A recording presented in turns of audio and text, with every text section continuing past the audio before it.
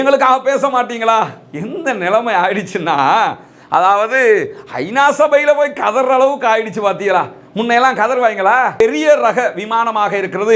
அந்த விமானம் ஒன்று மொத்தமாக அழிந்திருப்பதாகவும், அதே நேரத்தில் ஒரு ஓடுபாதை ரன்வே ஒன்று அளிக்கப்பட்டிருப்பதாகவும், இது இல்லாமல் அவர்களுடைய பல விவகாரங்கள், வசதி வாய்ப்புகள் அங்கே அளிக்கப்பட்டிருப்பதான செய்தி. ஆனால் அல் ஜசீராவில் என்ன சொல்றாங்கன்னா, இல்லை நிஜத்தில் நடந்தது என்னன்னு கேட்டால் ஏரோ 3 இப்போ செக் பண்ணிக்கிட்டு இருக்கிறாங்க, கரெக்டாக இருக்குதா, அது செயல்படலை. 9 உள்ள போய் அட்டாக் பண்ணியிருக்கிறாங்க. இவ்வளவு பெரிய பிரம்மாண்டமான விமானங்களை அழிக்கிற அளவுக்கு அடி விழுந்திருக்குது. மிடில் ஈஸ்ட்ல இருக்கக்கூடிய பலவீனமான எதிரி எங்களுக்கு அதிகமான சேதங்களை உண்டாக்கி இருக்கிறார் என்கிறார் ஹமாஸை பற்றி. ஊடகங்களே வெளியே பேசக்கூடாதுன்னு சொல்லிட்டு மைண்ட் வாய்ஸ் எல்லாம் இந்த வெளியே பேசிட்டான். அத்தனை பேரும் பேசாம இருந்தது ஓகே ராஜா, நீ ஒருத்தம் பேசினதே போதுமா இல்லையா? நம்ம தோத்துட்டோம். வடக்கை நோக்கி படையெடுக்க ஆரம்பித்தார்கள். அந்த காட்சியில தான் நீங்க பாக்குறீங்க. அப்படி படையெடுத்த மக்களிடத்தில் இன்றைக்கு நேரடியாகவே அவருடைய டேங்குகளை கொண்டு வந்து தாக்குதல் நடத்தி இருக்கிறார்கள். இன்றைக்கு எல்லை தாண்ட முற்பட்ட இஸ்ரேலிய படைகள் மீது நடத்தப்பட்ட தாக்குதலில் 4 பேர்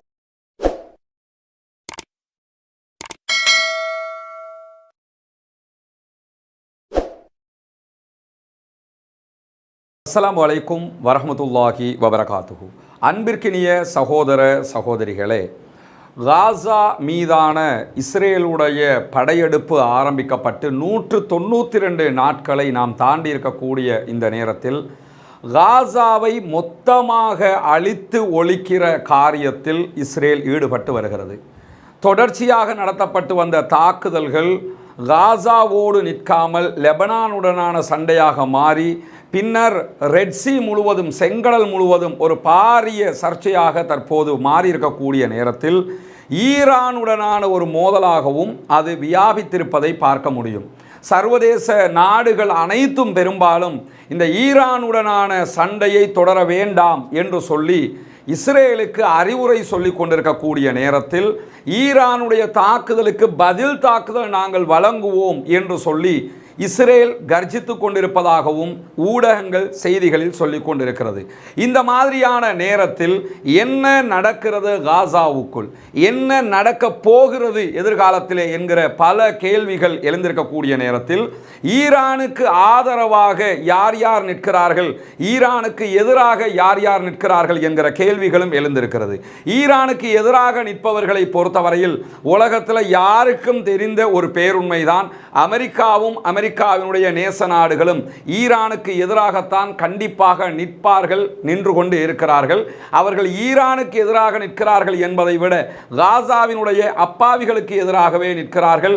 இஸ்ரேல் செய்கிற அனைத்து அநியாயங்களுக்கும் துணை போகிறார்கள் என்பதை உலகமே பார்த்து கொண்டிருக்கிறது. இந்த நேரத்தில் எப்படி இவ்வளவு ஒரு அநியாயம் நடக்கும் போதும் இந்த நாடுகளுடைய தலைவர்கள் இஸ்ரேலுக்கு ஆதரவாக இருக்கிறார்கள் என்கிற ஒரு கேள்வியும் பலரிடத்தில் எழுந்து கொண்டிருப்பது தவிர்க்க முடியாத ஒன்றாகவே இருக்கிறது. குறிப்பாக அமெரிக்கா எப்போதும் இஸ்ரேலுக்கு ஆதரவாக நிற்கிறது, பிரித்தானியா நிற்கிறது என்பதை தாண்டி G7 நாடுகளும் இஸ்ரேலுக்கு ஆதரவாக நிற்கிறது. குறிப்பாக கனடா போன்ற நாடுகள், கனடாவினுடைய அதிபர் சர்வதேச அளவிலே மனிதநேயம் பற்றி பேசப்பட்ட ஒருவர். ஆனால் இந்த காசா விவகாரத்தில் முழுமையாக அவர் இஸ்ரேல் பக்கம் தலை சாய்ந்து நிற்கிறார் என்பதை பார்க்க முடிகிறது. G7 நாடுகளில் ஒன்றாக இருக்கிறது. அதே போன்று இத்தாலியும் அவர்களுக்கு சாதகமாகவே நின்று கொண்டிருக்கிறது, பிரான்ஸ் நின்று கொண்டிருக்கிறது. இப்படி பல நாடுகள், ஜெர்மன் உள்ளிட்ட நாடுகள் எப்பொழுதுமே இஸ்ரேல் பக்கமே நின்று கொண்டிருக்கிறார்களே ஏன் என்கிற கேள்வியை பொறுத்தவரையில் ஒன்றை நீங்கள் புரிந்து கொள்ள வேண்டும். அந்த நாடுகளில் இருக்கக்கூடிய மக்களை பொறுத்தவரையில் அவர்கள் பாலஸ்தீன அப்பாவிகள் பக்கம் நிற்கிறார்கள். பாலஸ்தீனம் வெற்றி பெற வேண்டும் என்று நிற்கிறார்கள்.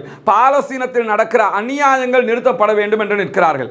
ஆனால் தலைவர்கள் ஏன் இஸ்ரேல் பக்கமே நிற்கிறார்கள் என்று சொன்னால் அதுதான் இஸ்ரேல் உருவாக்கி வைத்திருக்கக்கூடிய லாபியாக இருக்கிறது.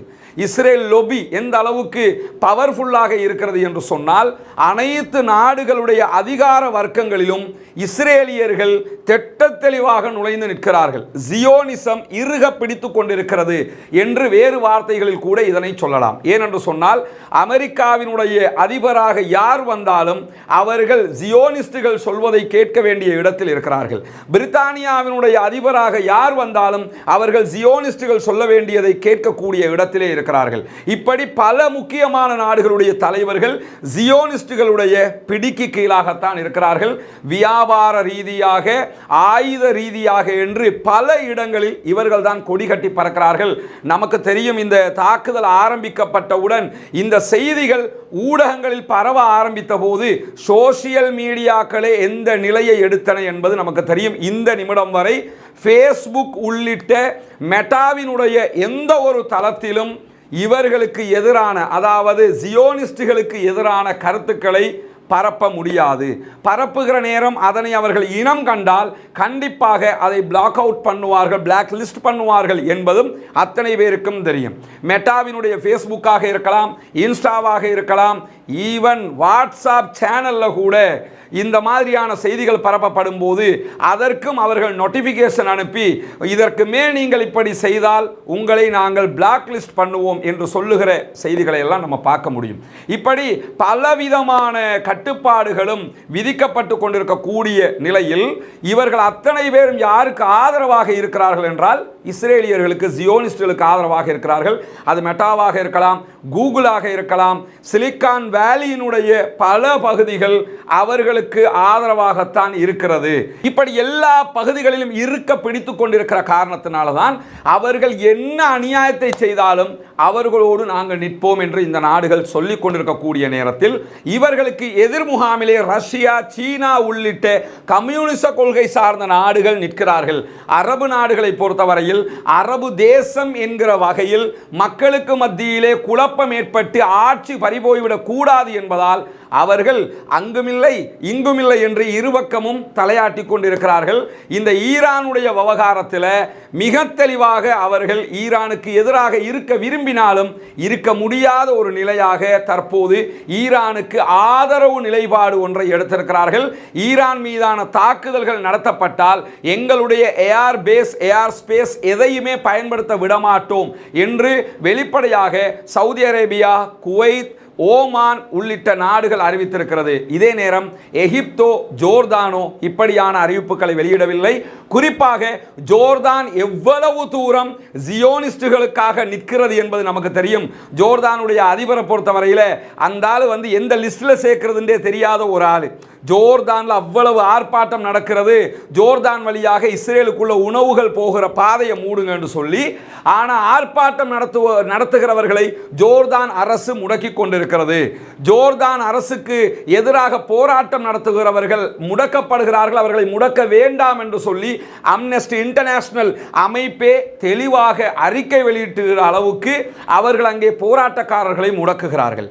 அதே நேரத்தில் காசாவுக்கு நாங்கள் வான்வழியாக உணவு போடுகிறோம் என்று சொல்லி ஒரு படம் காட்டிய காட்சிகளை எல்லாம் நம்ம பார்த்திருக்கிறோம். என்னன்னா தரை வழியாக ஜோர்தான் வழியாகவே இஸ்ரேலோட பேசி அவர்கள் தேவையான உணவுகளை அனுப்ப முடியும். அப்படி அனுப்பாம வான் வழியாக போட்டு பார்த்தீங்களா நாங்கள் உணவு கொடுக்கிறோம் என்று சொல்லிக்கொண்டு இங்கே, அதாவது யுஏஇல இருந்து சவுதி வழியாக ஜோர்தானுக்கு உணவுகள் கொண்டு வரப்பட்டு ஜோர்தான் வழியாக இஸ்ரேலுக்குள் அனுப்பப்படுகிற அளவுக்கு ஜோர்தானுடைய அதிபர் 100% இஸ்ரேலி ஆதரவாளர், ப்ரோ இஸ்ரேலியன், அவர் பாலஸ்தீன ஆதரவாளர் கிடையாது என்பதை கடந்த பல நாட்களாக அவருடைய நடத்தைகள் மக்களுக்கு காட்டிக் கொண்டிருப்பது மட்டுமல்லாமல் ஈரான் இஸ்ரேல் மீதான தாக்குதலில் ஜோர்தான் மிக தெளிவாக இஸ்ரேல் பக்கம் நின்றது என்பதையும் நாம் பார்க்க முடிகிறது. இப்படியான சூழ்நிலைகள் தான் தற்போது மிடில் ஈஸ்டிலே நடைபெற்று வரக்கூடிய நேரத்தில் என்னவெல்லாம் நடந்து கொண்டிருக்கிறது இன்றைய நாளில் என்கிற செய்திகள் மிக முக்கியமானதாக மாறியிருக்கிறது. குறிப்பாக அமெரிக்கா மிக தெளிவான ஒரு செய்தியை மிடில் ஈஸ்டுக்கு சொல்லியிருக்கிறது. என்ன செய்தி என்று சொன்னால், இஸ்ரேல் எந்த தாக்குதலை ஈரான் மீது நடத்தினாலும் ஈரான் மீதான தாக்குதலில் இஸ்ரேலோடு நாங்கள் நிற்க மாட்டோம் என்று ஒரு அறிவித்தலை விடுத்திருக்கிறார்கள். நாளைக்கு நிற்கவும் கூடும், ஆனால் இந்த நிமிஷம் வரைக்கும் நாங்கள் இஸ்ரேலோட ஈரானை தாக்குவதற்கு நாங்கள் துணை போக மாட்டோம் என்று சொல்லி இருக்கிறார்கள். ஆனால் எங்களுடைய பேஸ் மேலே ஈரான் தாக்குதல் நடத்தினால் அதற்கு நாங்கள் பதிலடி கொடுப்போம் என்று சொல்கிறார்கள். ஈரான் இஸ்ரேல் மீது நடத்திய தாக்குதலில் எந்த இடத்திலும் அமெரிக்காவினுடைய பேஸ் மீது தாக்குதல் நடத்தவில்லை, அமெரிக்காவினுடைய தளங்கள் மீது அவர்கள் தாக்குதல் நடத்தவில்லை. அப்படி இருக்க அமெரிக்கா நாங்கள் வம்படியாக உள்ளே நுழைய மாட்டோம் என்கிற ஒரு செய்தியை சொல்லியிருக்கிறார்கள். அதற்கான 2 காரணங்கள். ஒன்று, அரபு நாடுகள் ஈரான் மீதான படையெடுப்புக்கு நாங்கள் ஏர் ஸ்பேஸ் தரமாட்டோம் என்கிற அறிவிப்பை, குறிப்பாக சவுதி அரேபியா அதிலே ஸ்ட்ராங்காக இருக்கிற காரணத்தினால் அது அவர்களுக்கு அமெரிக்காவுக்கு ஒரு பின்னடைவாக கருதப்படுகிறது. இதே நேரத்தில் சவுதி அரேபியா இந்த தாக்குதல் நேரத்தில் கூட நம்ம பார்த்தோம், சவுதி அரேபியா தன்னுடைய ஏர் ஸ்பேஸை மூடவில்லை, வான்பரப்பை மூடவில்லை. சவுதியினுடைய வான்பரப்பை எல்லாம் பயன்படுத்தித்தான் ஹூதிகள் இஸ்ரேல் மீதான தாக்குதலை மேற்கொண்டார்கள், கடந்த காலங்களிலும் மேற்கொண்டு வருகிறார்கள். எனவே சவுதி அரேபியா ஹூதிகளோடு அவர்களுக்கு 1000 பிரச்சனை இருந்தாலும் இந்த விவகாரத்தில் ஹூதிகளுக்கு எதிராக அவர்கள் நிற்கவில்லை. குறிப்பாக செங்கடல் பாதுகாப்பு படை என்று அமெரிக்கா அமைத்திருக்கக்கூடிய படையில் பஹ்ரைனை தவிர எந்த அரபு நாடுகளும், மிடில் ஈஸ்ட் கண்ட்ரிகளும் இணையவில்லை. ஈவன் UAE கூட இணையவில்லை என்பதை நம்ம பார்க்க முடியும். UAE ஈரான் பக்கம் இந்த விவகாரத்தில் நாங்கள் நிற்கிறோம் என்பதையும் தெரிவித்திருந்ததை நாம் கவனிக்க வேண்டும். இந்த மாதிரியான நேரத்தில் தான் அமெரிக்கா நாங்கள் இஸ்ரேலுக்கு ஆதரவாக நிற்க மாட்டோம் என்கிற மிக தெளிவான ஒரு அறிவிப்பை தற்போதைய நிலையில் வெளியிட்டிருக்கிறார்கள். இஸ்ரேலுக்கு இந்த விவகாரத்தில் மட்டுமல்ல, ரஃபா விவகாரத்திலும் அவர்கள் இப்படி சொல்லி இருந்தார்கள். ஆனால் இஸ்ரேலை பாதுகாக்க வேண்டும் என்பதிலே நாங்கள் கவனமாக இருக்கிறோம் என்பதையும் பிளிங்கன் மிக தெளிவாக சொல்லி இருக்கிறார் என்கிற செய்திகள் இன்றைக்கு வெளியாகி இருக்கக்கூடியதை நம்ம பார்க்க முடியும்.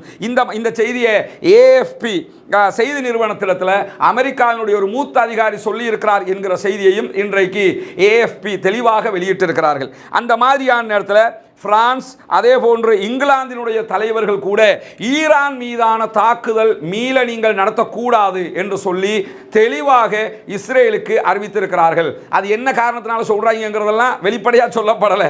ஈரானை நீங்கள் ரிப்பீட் அடிக்க போவாதீங்கிறாங்க. ஈரான் மீது, எங்கள் மீது நீங்கள் தாக்குதல் நடத்தினால் கண்டிப்பாக டபுள் மடங்கு ரிட்டர்ன் தருவோம் என்று ஈரான் தெளிவாக சொல்லிக் கொண்டிருக்கிறது. ஒன்றை கவனிச்சுக்கிறங்க, அரபு நாடுகள் மீது எப்போதெல்லாம் அமெரிக்கா தாக்குதல் நடத்தியதோ அப்போதெல்லாம் அவர்கள் தனியாக தாக்குதல் நடத்தியது இல்லை.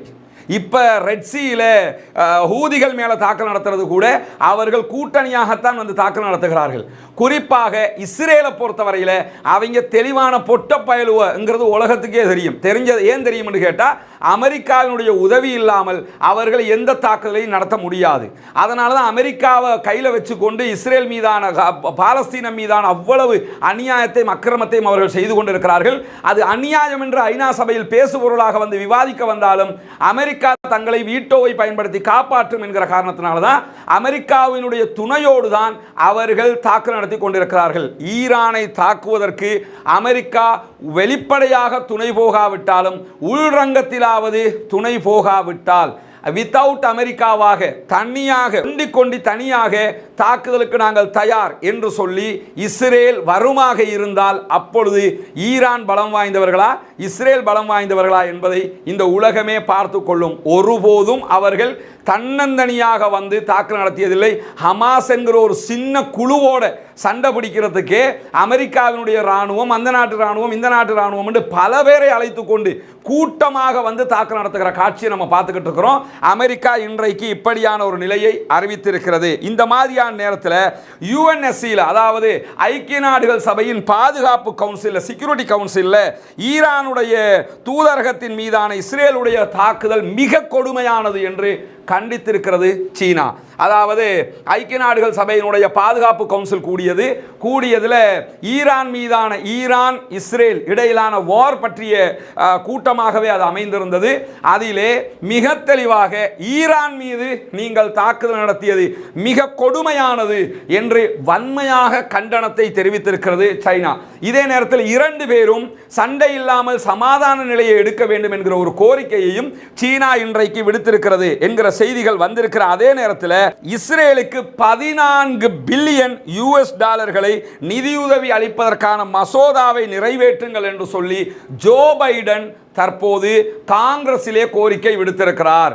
என்னன்னா, எவனாவது ஒருத்தர் இஸ்ரேல் மீது தாக்குதல் நடத்தினா போதும், அதை வச்சு என்ன பண்ணுவாங்கன்னா அவங்களுக்கு ஒரு சலுகை கொடுங்க, பாவம் அடி வாங்கிட்டாங்க. இப்போ $14 பில்லியன் $14 பில்லியன் எவ்வளவு பெரும் தொகைன்னு யோசிக்கிறீங்க.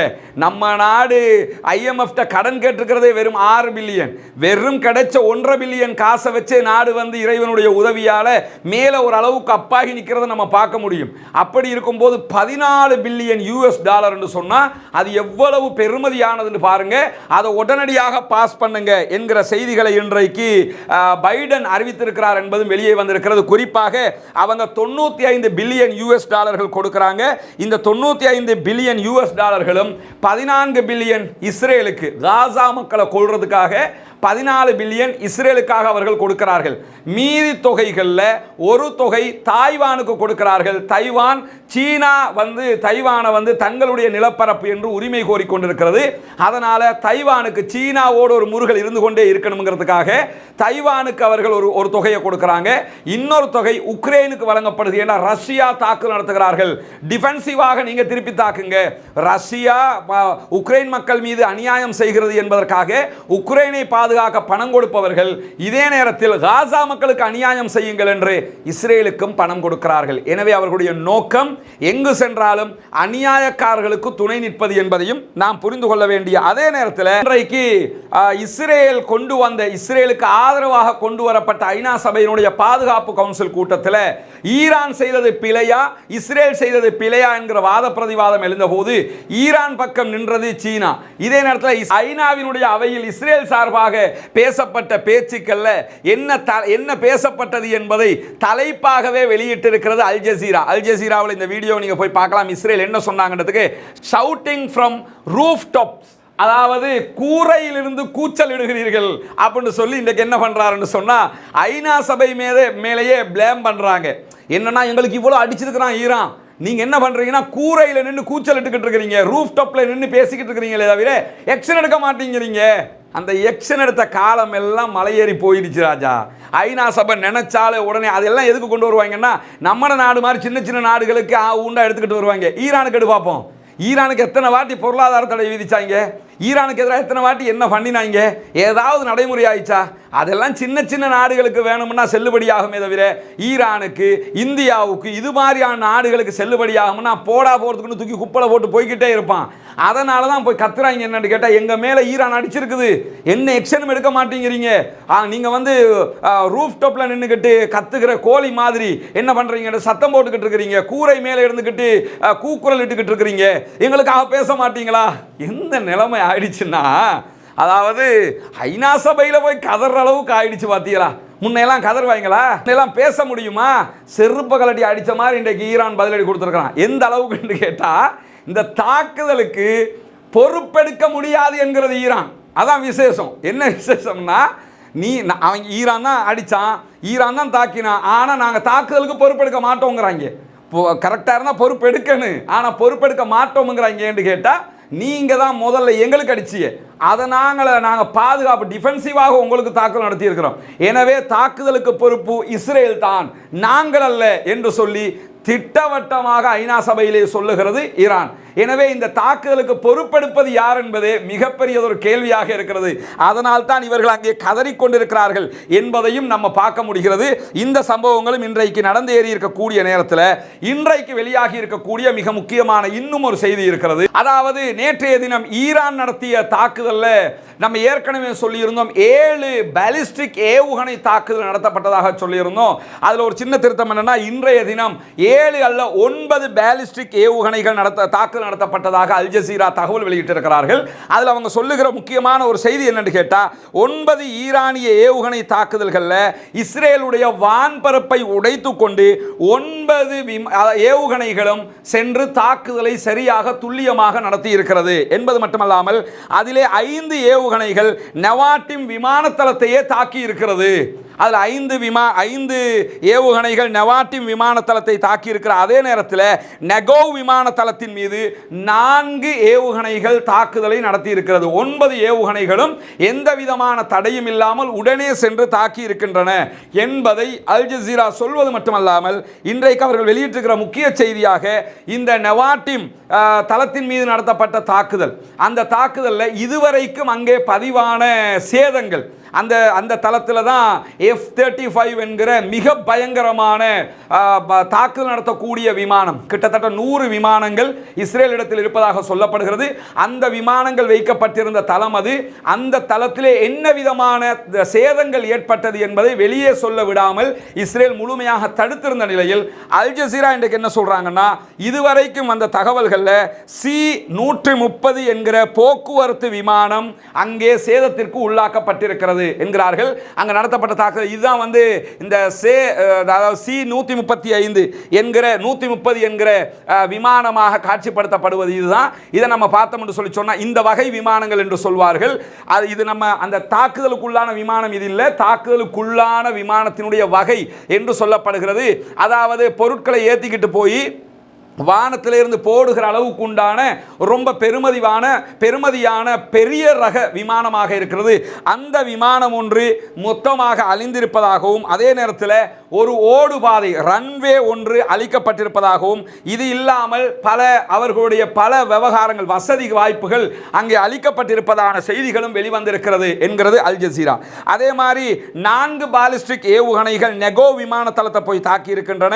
இதனுடைய சேதங்கள் பற்றிய எந்த விதமான விவகாரங்களும் வெளியே வரவில்லை என்கிற செய்தி அவர்கள் வெளியிட்டிருப்பது மட்டுமல்லாமல் ஏரோ 3 என்கிற நம்ம நேற்று காட்டியிருந்தோம் இந்த அயன் டோம் மாதிரி அவங்க பயன்படுத்தக்கூடிய ஒரு தடுப்பு டிஃபென்சிவ் அமைப்பு தான் வந்து ஏரோ 3ங்கிறது.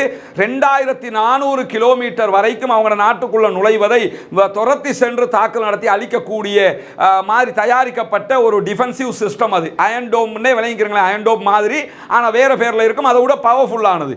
இந்த ஏரோ 3 இருந்தும் ஏன் இந்த 9 மிசைல்கள் தடுக்கப்படவில்லை என்கிற கேள்விக்கு அழகான ஒரு பதிலை சொல்லியிருக்கிறாங்க.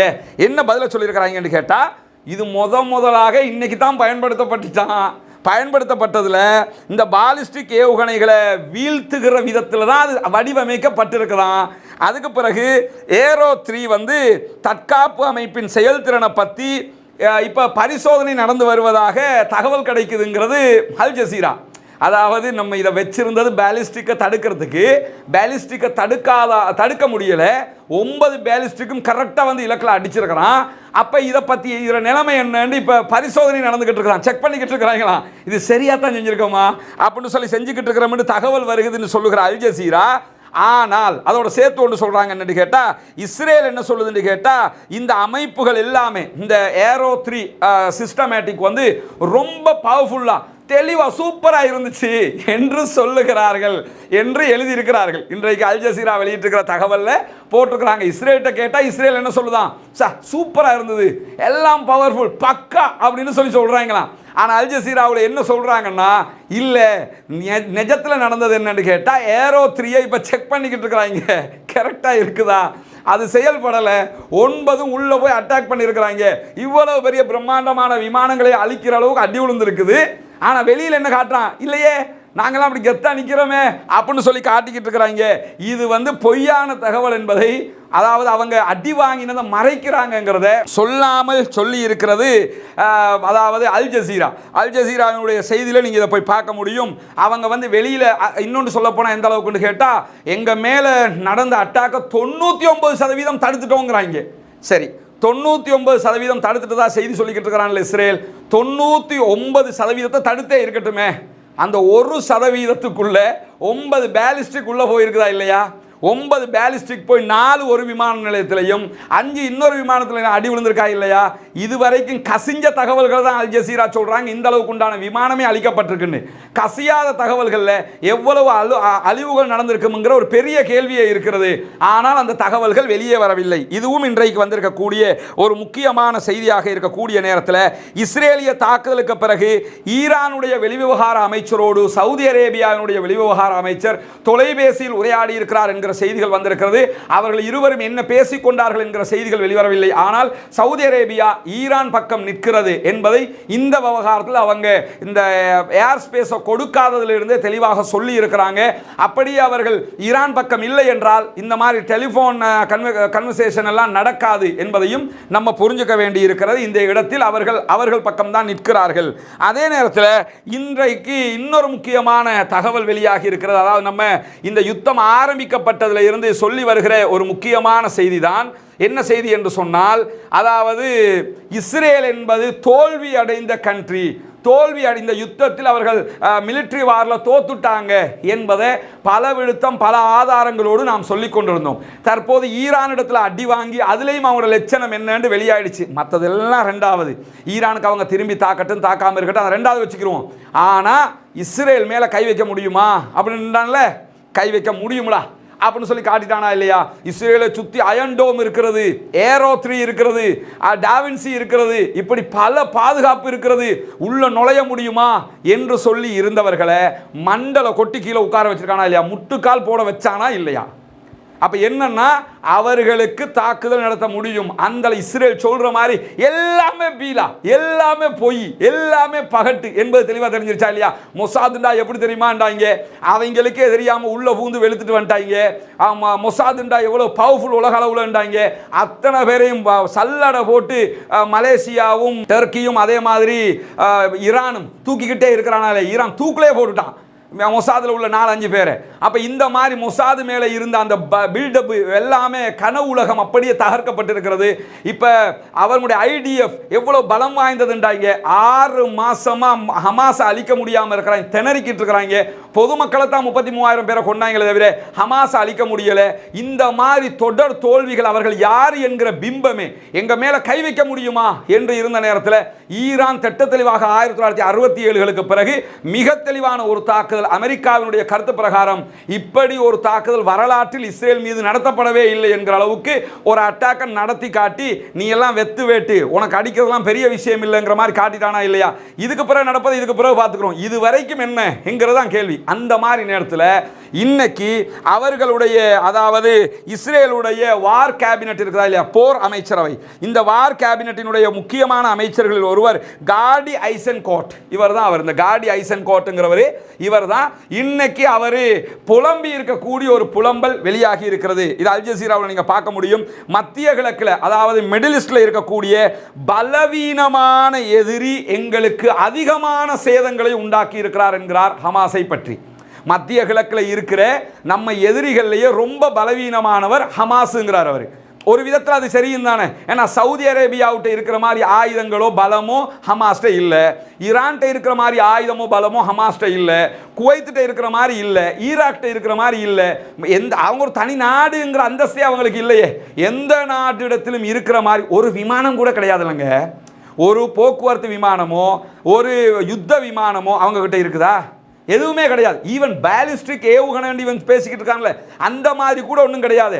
அப்படி இருக்கும்போது பலவீனமான எதிரி தான் அவங்களோட பார்வையில். அந்த பலவீனமான எதிரிட்டே நம்ம தோத்துட்டோம்ங்கிறாங்க. பலவீனமான எதிரிட்டையே தோக்குற அளவுக்கு இவங்க பலமானவங்களாங்கிறத விளங்கிக்கிறங்க. இன்றைக்கு அவர் தெளிவாக சொல்லியிருக்கிற அல் ஜசீராவில் இதை நீங்கள் பார்க்க முடியும். அவர் என்ன சொல்றாருன்னு கேட்டால், காசாவில் நடக்கக்கூடிய யுத்தத்தில் நாம வெற்றி பெறவில்லை தெளிவாக சொல்றாரு. நாம காசா ஊரில் ஜெயிச்சிட்டோம்னு போய் சொல்லிக்கிட்டு இருக்கிறோம். நம்ம ஜெயிக்கவே இல்லை. அரை வருடத்துக்கு மேலாக, கிட்டத்தட்ட 6 மாதங்களுக்கு மேலாக ஒரு சின்ன நிலப்பகுதியில் நம்ம இவ்வளவு யுத்தத்தை பண்ணியும் நம்ம கிட்ட இருந்து சிறைபிடித்து கொண்டு சென்ற பணைய கைதிகளை நம்மால் மீட்க முடியாமல் போய்விட்டது. ஈரானும் அதிலே தோல்வி கண்டிருக்கிறது. அது மட்டுமல்லாமல் மத்திய கிழக்கில் இருக்கக்கூடிய மிகவும் பலவீனமான எதிரியாக இருக்கிற ஹமாஸ் நமக்கு நிறைய சேதங்களை உண்டாக்கி இருக்கிறார்கள். இதெல்லாம் வெளியே சொன்னீங்களாடா? டேய், என்னன்னா வாய் திறக்கக்கூடாதுன்னு வச்சிருக்காங்க ஊடகங்களுக்கு. ஆனால் மைண்ட் வாய்ஸ் எல்லாம் இருந்தால் வெளியில் பேசியிருக்காப்புல. ஊடகங்களே வெளியே பேசக்கூடாதுன்னு சொல்லிட்டு மைண்ட் வாய்ஸ் எல்லாம் இந்தால் வெளியே பேசிட்டான். அத்தனை பேரும் பேசாமல் இருந்தது ஓகே ராஜா, நீ ஒருத்தன் பேசினதே போதுமா இல்லையா? நம்ம தோத்துட்டோம், நம்ம ஆக்களை மீட்க முடியலை, பலவீனமான எதிர்த்து தோத்துக்கிட்டு இருக்கிறோம். அதாவது இது சுருக்கமாக சொன்னால் என்னன்னு கேட்டால், நம்ம பெரிய பெரிய மிசைலால் அடி வாங்கலை, தேஞ்ச செருப்பால் அடி வாங்கிட்டு இருக்கிறோம் என்கிற விதமாக இன்றைக்கு ஐசன்கோட் சொல்லியிருக்கக்கூடிய செய்திகள் அல் ஜசீராவே வெளியிட்டிருக்கிறாங்க. அல் ஜசீரா அதுவும் எதை ஆதாரம் காட்டுறாங்கன்னு கேட்டால், நம்ம, அதாவது இவர் சொல்கிறாரு, நம்ம நம்மளோட சிஸ்டத்தையே மாற்றணும். இப்போ நம்மளோட திட்டங்கள் இருக்கல எப்படி அடிக்கிறோம்ங்கிறது அதையே நம்ம மாற்றணும், மாற்றினா மட்டும்தான் ஜெயிக்க முடியும் என்று சொல்லி எடியோத் அஹ்ரனோத் இந்த செய்தியை வெளியிட்டிருக்கிறது என்று எடியோத் அஹ்ரனோத்தை ஆதாரம் காட்டி அல் ஜசீரா சொல்லி இருக்கிறாங்கன்னா, அல் ஜசீரா அங்கே தடை செய்யப்பட்டிருக்காங்கிறது நமக்கு தெரியும். அதனால அல் ஜசீராவினுடைய ஓன் நியூஸ் அல்ல இது, எடியோத் அஹ்ரனோத்தினுடைய நியூஸ். எடியோத் அஹ்ரனோத்தே இதை பகிரங்கமாக வெளியிட்டிருக்கிறார்கள் என்பதையும் கவனித்துக் கொள்ளுங்கள். இப்படியான நேரத்தில் காசாவுக்குள்ள என்ன நடக்கிறது என்கிற கேள்வி மிக முக்கியமானது. காசாவுக்குள்ள நடக்கிற விவகாரங்களை பொறுத்தவரையில் நமக்கெல்லாம் தெரியும், காசாவிலே இருக்கக்கூடிய மக்கள் வடக்கு காசாவுக்கு, சதன் காசாவில் இருந்து வடக்கு காசா கான் யூனிஸ் பகுதிகளில் இருந்து வடக்கு காசாவுக்கு மக்கள் இரவோடு இரவாக வெளியேறி கொண்டிருக்கிறார்கள். யுத்தம் கொஞ்சம் தணிந்திருக்கிற ஈரான் சீனுக்குள்ள வந்ததோட இந்த காசாவில் கொஞ்சம் யுத்தம் தணிந்தது என்கிற காரணத்தினால உடனடியாக சதன் காசாவில் இருந்த மக்கள் வடக்கை நோக்கி படையெடுக்க ஆரம்பித்தார்கள். அந்த காட்சியில் தான் நீங்க பார்க்குறீங்க. அப்படி படையெடுத்த மக்களிடத்தில் இன்றைக்கு நேரடியாகவே அவருடைய டேங்குகளை கொண்டு வந்து தாக்குதல் நடத்தி இருக்கிறார்கள். அந்த தாக்குதலிலே கிட்டத்தட்ட முதல் தாக்குதலிலேயே 5 சகோதரர்கள் கொல்லப்பட்டிருக்கிறார்கள். அந்த காட்சியில் தான் நீங்க பார்க்குறீங்க. இது சதன் காசாவில் இருந்து வடக்கு காசாவுக்கு போகக்கூடிய, நார்த்து காசாவுக்கு போகக்கூடிய மக்களை நீங்க பார்க்குறீங்க. லட்சக்கணக்கான மக்கள் என்ன பண்றாங்கன்னா போய்கொண்டே இருக்கிறார்கள் தங்களுடைய இடங்களை தேடி. அப்படி போகிற நேரத்தில் காசா மருத்துவமனையில் இருக்கக்கூடிய அதிகாரிகள் சொன்னதாக இன்றைக்கு வெளிவந்திருக்கக்கூடிய தகவல் என்னன்னா, முதல் தாக்குதலில் 5 பேர் கொல்லப்பட்டார்கள், 32 பேர் படுகாயமடைந்தார்கள். காசா முழுவதும் கடந்த 24 மணி நேரத்தில் நடத்தப்பட்ட தாக்குதல்களில் குறைந்தது 68 பேர் கொல்லப்பட்டிருக்கிறார்கள் என்கிற செய்தியை இன்றைக்கு அல் ஜசீரா கோடிட்டு காட்டியிருக்கிறார்கள். அந்த 68 பேரும் தெற்கு காசாவிலிருந்து வடக்கு காசாவுக்கு போனவங்க, தங்களுடைய இடங்களுக்காக போனவங்க. எவ்வளவு காலம் தான் முகாமில் இருப்பாங்க? எவ்வளோ காலம் அப்படி வாழ முடியும்? தங்களுடைய வீடுகளுக்கு எங்கள் இடம் கிடைக்காதா என்று சொல்லிட்டு உடனடியாக நகர்ந்தவங்க மேலே தான் இந்த தாக்குதல் நடத்தப்பட்டிருக்கிற. அதே நேரத்தில் ஈரானுடைய இராணுவ பேச்சாளர் நமக்கு தெரியும், இந்த ஆள் தான் டேனியல் ஹகாரி. இந்த டேனியல் ஹகாரி இன்னைக்கு சொல்லியிருக்கக்கூடிய செய்தியில் என்ன சொல்றாருன்னு கேட்டால், ஈரானுடைய முன்னோடி இல்லாத, அதாவது நாங்கள் எதிர்பார்க்காத தாக்குதலுக்கு பிறகு காசா மீதான போரில் நாங்கள் திசை திருப்பப்பட்டு விடுவோம் என்று நினைக்காதீர்கள். நாங்கள் ஈரான் மேலே கவனம் செலுத்தி கொண்டிருக்கிறதுனால காசாவை மறக்க மாட்டோம், காசா மீதான தாக்குதல் தொடரும் அப்படின்னு சொல்லிட்டு என்ன பண்ணாங்கன்னா, இன்னைக்கு மேற்கு கரை வெஸ்ட் பேங்க் பகுதிகளில் அவர்களுடைய படைகள் நடத்திய தேடுதல் என்கிற பேரில் அவங்க நடத்திய அநியாயத்தில் 8 பாலஸ்தீனர்கள் கைது செய்யப்பட்டிருக்கிறார்கள். இப்படி 8 பாலஸ்தீனர்களை கைது செஞ்சிருக்கிறாங்க. பல பேரை 24 மணி நேரத்துக்குள்ள 68 பேரை கொன்றிருக்கிறாங்க. இப்படி மக்கள் மீது மீண்டும் அநியாயத்தை தொடர்ந்திருக்கிறது இஸ்ரேலிய ஆக்கிரமிப்பு பயங்கரவாத படைகள். நுசைராத் அகதி முகாம் பகுதிகளில் நிறைய தாக்குதல்களை நடத்தி கொண்டிருக்கிறார்கள். நேற்றே நம்ம சொல்லியிருந்தோம், அங்கு ஒரு பள்ளி வாயிலை மீண்டும் அவர்கள் அழித்திருக்கிறார்கள். இப்படியான நிலையில் 50 நாட்கள் தடுத்து வைக்கப்பட்டிருந்த 2 ரெட் கிரசன்ட் சொசைட்டியை சேர்ந்த மருத்துவர்களை நேற்று இஸ்ரேல் விடுதலை செய்திருக்கிறது என்கிற செய்திகளும் இன்றைக்கு வெளியாகி இருக்கக்கூடிய நேரத்தில் தான் லெபனான் எல்லைகளில் என்ன நடக்கிறது என்கிற செய்தியும் இன்றைக்கு வெளியாகி இருக்கிறது. குறிப்பாக இன்றைய தினம் காசாவுக்குள்ள இருக்கக்கூடிய சுதந்திர போராளிகள் தாக்குதல் நடத்தியதாகவோ இஸ்ரேல் அவர்களோடு யுத்தத்தில் ஈடுபட்டதாகவோ இதுவரைக்கும் முக்கியமான பல மீடியாக்களையும் எந்த செய்திகளும் வெளிவரவில்லை. இதற்கு பிறகு வெளிவரலாம். இதுக்கு பிறகு வெளியே வந்தால் நம்ம அதை சொல்ல முடியும். 2 தரப்பு மோதல் நடக்காத நேரத்தில் பொதுமக்கள் மீதான தாக்குதல் நடத்தப்பட்டிருக்கிறது என்கிற செய்திகள் இன்றைக்கு வெளியாகி இருக்கிறது. இந்த மாதிரியான நேரத்தில் லெபனானுடைய பகுதிகளில் என்ன நடக்கிறது என்பதை பொறுத்தவரையில் லெபனான் பகுதிகளில் இன்றைக்கு எல்லை தாண்ட முற்பட்ட இஸ்ரேலிய படைகள் மீது நடத்தப்பட்ட தாக்குதலில் 4 பேர் படுகாயம் அடைந்திருக்கிறார்கள் என்கிற செய்தியை இஸ்ரேல் அறிவித்திருக்கிறது. இஸ்ரேலுடைய படைகள் மீது நாங்கள் தாக்குதல் நடத்தி இருக்கிறோம் என்கிற செய்தியை லெபனானில் இருக்கக்கூடிய ஹிஸ்புல்லாக்கள் அறிவித்திருக்கிறார்கள். எனவே ஹிஸ்புல்லாக்கள் தாக்குதல் நடத்தியது நடைபெற்றிருக்கிறது. அதிலே 4 பேர் இஸ்ரேலை சேர்ந்தவர்கள் படுகாயத்திற்கு உள்ளாகி இருக்கிறார்கள் என்கிற செய்தியை அவர்கள் வெளியிட்டிருக்கிறார்கள். இதே நேரத்தில் இஸ்ரேலுடைய பகுதிகளை நோக்கி மேலதிகமான ஏவுகணை தாக்குதல்களையும் நாங்கள் நடத்தி இருக்கிறோம் என்கிற செய்தியையும் ஹிஸ்புல்லாக்கள் சொல்லியிருக்கிறார். அதே நேரம் செங்கடல் பகுதிகளிலே அமெரிக்காவுடைய பாதுகாப்பை மீறி கப்பல்கள் மீது அங்கிருக்கக்கூடிய ஹூதிகள் தாக்குதல் நடத்தி நடத்தி இருக்கிறார்கள். அந்த தாக்குதல்களில் இன்றைக்கு ஏவப்பட்ட ஏவுகணைகளை நாங்கள் தடுத்திருக்கிறோம் என்கிற செய்தியை அமெரிக்கா உள்ளிட்ட நேச நாடுகளுடைய படைப்பிரிவுகளும் இன்றைக்கு அறிவித்திருக்கிறார்கள். இப்படியான செய்திகள் இன்றைக்கு முக்கியமாக இடம் பிடித்திருக்கின்றன. காசாவில் இருக்கக்கூடிய சுதந்திர போராளிகள், அங்கே இருக்கக்கூடிய ஹமாஸினுடைய இராணுவ பிரிவு, பாலஸ்தீன மக்களுடைய இராணுவ பிரிவு என்ன செய்கிறது என்கிற செய்திகளை நாம் நாளைக்கும் தொடர்ந்து பார்க்க இருக்கிறோம். இந்த மாதிரியான நேரத்தில் தான் இன்றைக்கு அல் ஜசீரா வெளியிட்டிருக்கக்கூடிய ஒரு புகைப்படம் இது. அந்த புகைப்படத்தினுடைய காட்சிகளை தான் நீங்க பார்க்குறீங்க. இதில் நீங்க கவனிக்க முடியும், இஸ்ரேலுடைய ஒரு இராணுவ வாகனம் போகிறது. அதில் இருக்கக்கூடிய இராணுவத்திற்கு ஒரு பெண்மணி காட்டக்கூடிய காட்சி என்ன என்பது அதில் பதிவு செய்யப்பட்டிருக்கிறது. இப்படி காட்டுறாங்க. அதாவது அந்த வெற்றியை காண்பிக்கிற ஒரு வெற்றியை காட்டுறதுக்கு நாங்கள் ஜெயிச்சிட்டோம்ங்கிறதுக்கு இப்படி தானே காட்டுவாங்க. அந்த காட்சியை ஒரு பெண்மணி காட்டக்கூடியதை நீங்கள் பார்க்க முடியும். 6 மாதம் யுத்தம் நடக்கிறது. பல பேர் கொல்லப்பட்டிருக்கிறார்கள். 75,000த்துக்கு மேற்பட்டவர்கள் கைகால்களை இழந்திருக்கிறார்கள். முழு நாடும் சுடுகாடாக மாற்றப்பட்டிருக்கிறது. இராணுவத்தை கண்டாலே பயந்து நடுங்குவாங்க, இஸ்ரேலை கண்டாலே பயந்து நடுங்குவாங்க என்று நினைத்த நிலையில் ஒரு இளம்பெண் என்ன பண்றான்னு கேட்டா, இராணுவத்தை இப்படி காட்டக்கூடிய காட்சிகள் இன்றைக்கும் பதிவாகிறது என்றால் அவர்களுடைய தைரியம் தான் அவர்களுடைய வெற்றிக்கே காரணமாக இருக்கிறது. அல்லாஹ் அவர்களுக்கு நிறைய தைரியத்தை கொடுக்க வேண்டும். அவர்களுடைய சுதந்திர போராட்டத்தில் அவர்கள் ஜெயிக்க வேண்டும். பாலஸ்தீனத்திற்கு சுதந்திரம் கிடைக்க வேண்டும். காசா வெற்றி பெற வேண்டும். பாலஸ்தீன மக்கள் நம்மை போன்ற நிம்மதியானவர்களாக மாற வேண்டும் என்பதுதான் நம் அத்தனை பேருடைய பிரார்த்தனையாக இருக்கிறது, நம் அத்தனை பேருடைய வேண்டுதலாக இருக்கிறது. எனவே வல்ல ரஹ்மான் நம்முடைய பிரார்த்தனைகளை அங்கீகரிக்க போதுமானவன். அல்லாஹ்விடத்திலே மறக்காமல் கையேந்துங்கள். ஜனநாயக ரீதியாக அந்த மக்களுக்கு முடிந்த வரைக்கும் குரல் எழுப்புங்கள். இதே நேரத்தில் முடியுமானவர்கள் சில்ட்ரன் ஆஃப் காசா ஃபண்ட் என்கிற இலங்கை அரசாங்கத்தினுடைய நிதியத்திற்கு ஏப்ரல் மாதம் 30ஆம் தேதி வரைக்கும் உங்களால் முடிந்த தொகைகளை வழங்க முடியும். அவர்களுடைய நேரடி அக்கவுண்ட்டுக்கே உங்களால் முடிந்த உதவிகளை செய்யுங்கள். காசா மக்களுக்கு கொண்டு போய் சேர்ப்பதற்கான ஏற்பாடுகளை இலங்கை அரசாங்கம் செய்திருக்கிறது. எனவே அதற்கும் தவறாமல் உதவுங்கள் என்கிற கோரிக்கையையும் விடுத்தவனாக முடித்துக் கொள்கிறேன். வாஹிரு தஅவானா அல்ஹம்துலில்லாஹி ரப்பில் ஆலமீன்.